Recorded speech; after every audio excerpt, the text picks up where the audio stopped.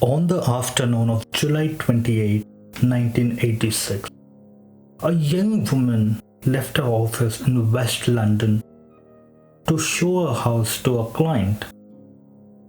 And then the tragedy was she never returned. And the most terrifying thing was there was absolutely no scream, no struggle, and no witness who could say exactly what really happened. But interestingly, there was a single line written neatly in a desk diary saying Mr. Keeper 1245. Now it's been nearly 40 years and the line Mr. Keeper 1245 still echoes through British criminal history. So where did really Suzy disappear? Well, this is the story of the disappearance of Suzy. Take a good look at this woman. This is Suzy. When she disappeared, Suzy was young and full of life. She wasn't just a name in the missing persons file or a headline from 1986. She was a real person. Suzy was born on May 3rd, 1961 in Cheltenham, England. Her full name was Suzy Jane. Everyone called her Suzy. Suzy grew up in a loving, close-kin family in southwest of London. Her parents were Paul and Diana. They had 4 children and Suzy was second out of the 4. From all accounts, it was clearly evident that it was a happy and a supportive home. When we are young, we always have a real zest for adventure, isn't it? And for Suzy, she had even more. And after finishing her school, she chased the excitement by working as a beautician on the legendary QE2, the Queen Elizabeth II cruise ship. Now just imagine that for a moment.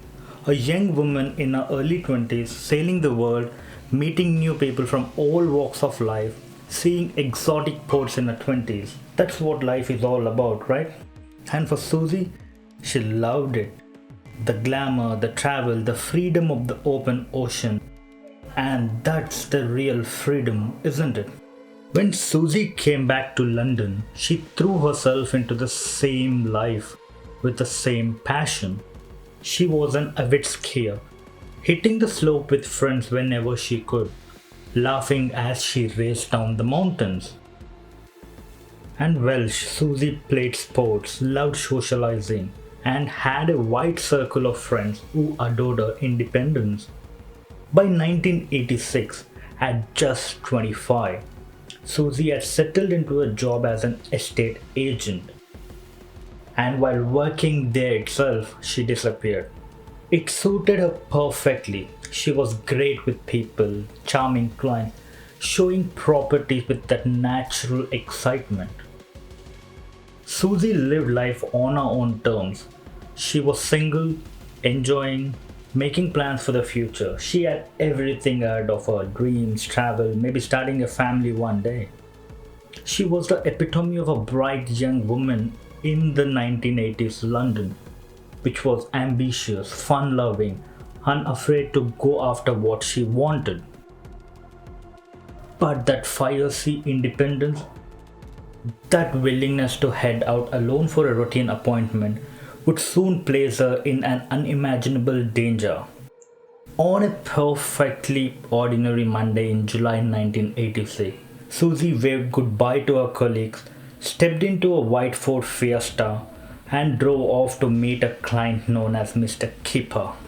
Little did anyone knew at that time, she was heading straight into the unknown, and she would never come back till date. So it was July 28, 1986. It was a sunny Monday in London, the kind of a summer day that feels full of promise. Fulham, the area where Suzy was working, was buzzing. Busy streets, estate agents opening up, people heading to work. So on the Fulham Road, it's just another morning. Suzy arrives at the office around 9 a.m. Smartly dressed as always. White skirt, navy blouse, blonde hair perfectly styled. She's in a good mood, chatting with her colleagues, smiling. No one notices anything wrong, nothing out of ordinary. Mid-morning, Suzy checks her diary. She flips to that day's page and there it is, handwritten.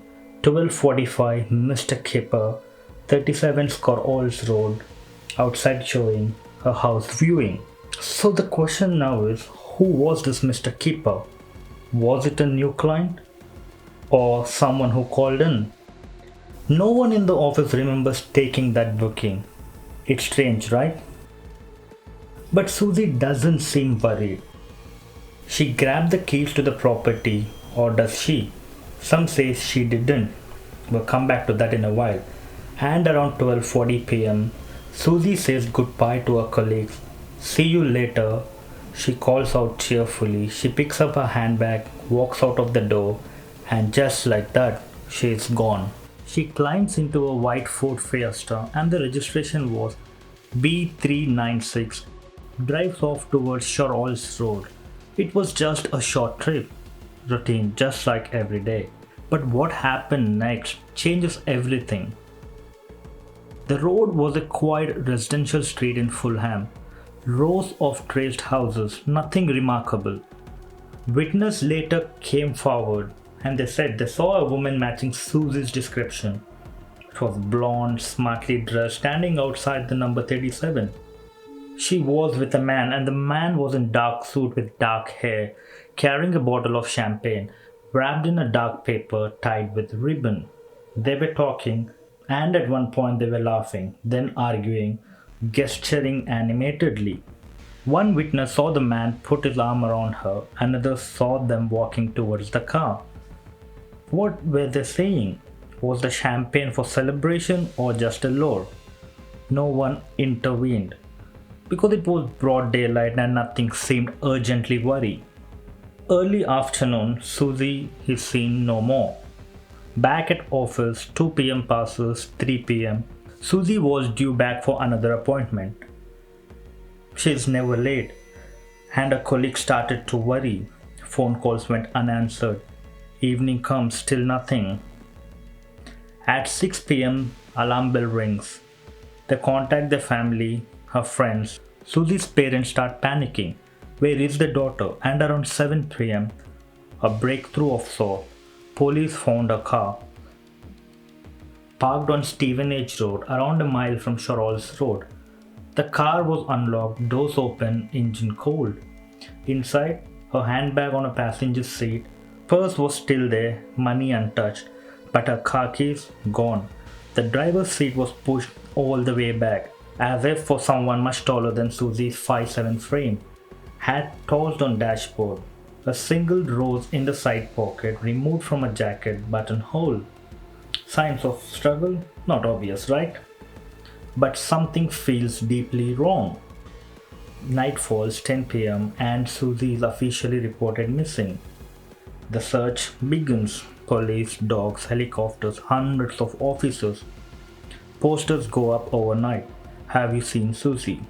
And the Britain's biggest missing person hunt starts. But there was no trace, no body, no arrest.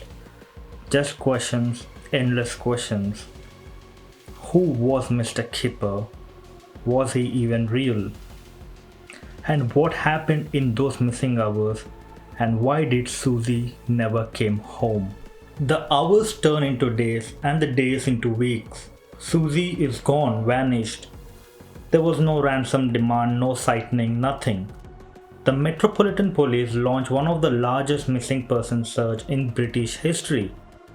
Hundreds of officers, door-to-door inquiries, rivers dragged, field combed. But the leads were very few and fragile. Early on, police created a photo fit from witness. The man was seen with Suzy outside 37 Shorolls Road, who was in dark hair, smart suit, mid-30s, carrying champagne. They appeal on TV. Crime Watch reconstruction. Mr. Kipper becomes a household name. Was he a genuine client or something far more sinister? Years have passed and the trial was going on.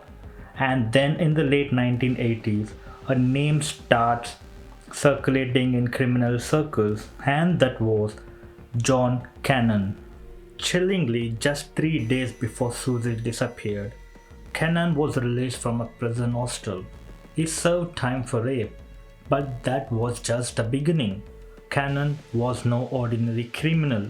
He was convicted of violent sexual assault, known for particularly targeting professional women who are blonde, attractive, and independent, exactly like Suzy. In 1987, he strikes again, kidnaps and murders Shirley Banks in Bristol, rapes and attempts to murder another woman. He's caught and sentenced to life. But in prison, something eerie emerged.